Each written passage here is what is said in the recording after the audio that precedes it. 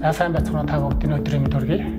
Хөдөө аж ахуйн сургуулийн инженер технологийн сургуулийн хүнсний инженерчлэл гидро механикийн дэглэмийн хамт олон 2021 онд дараах ажлуудыг хийж гүйцэтгэлээ.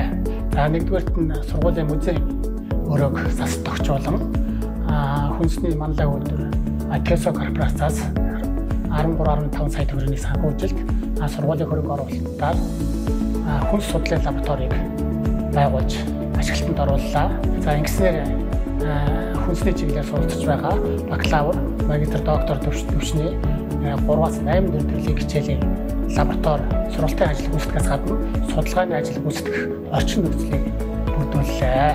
Хөдөө аж ахуйн сургуулийн сургалтын бодлого зохицуулалтын алба, за түүнээр хэрэгжиж байгаа төслийн хөрөнгө оруулалтаар хүнсний жилтгэл механикийн техникийн оюутны бие даалт, карьер хөгжлийн төвийг ашиглалтанд орууллаа.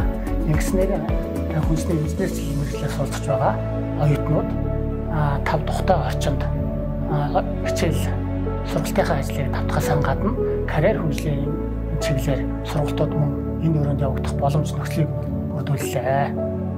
Баясах Foods компани Вагра үйлдвэрийн 5 сая төгрөгийн санхүүжилтээр урмлын гаралтай бүтээгдэхүүн боловсруулах тоног төхөөрөмжийн лабораторийг шинжилэн тогтооллоо. Ингэснээр 3 төрлийн хичээлийн дадлага лабораторийн ажил гүйцэтгэх орчин нөхцөлийг сайжруулав.